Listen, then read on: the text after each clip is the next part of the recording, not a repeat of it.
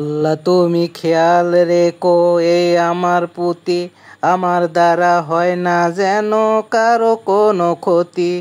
আল্লাহ তুমি খেয়াল রেখো এই আমার প্রতি, আমার দ্বারা হয় না যেন কারো কোনো ক্ষতি।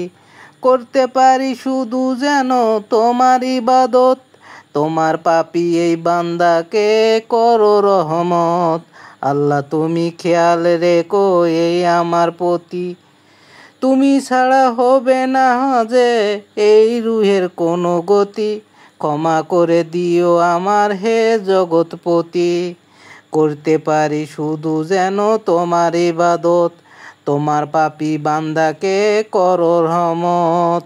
আল্লাহ তুমি খেয়াল রেখো এই আমার প্রতি, আমার দ্বারা হয় না যেন কারো কোনো গতি।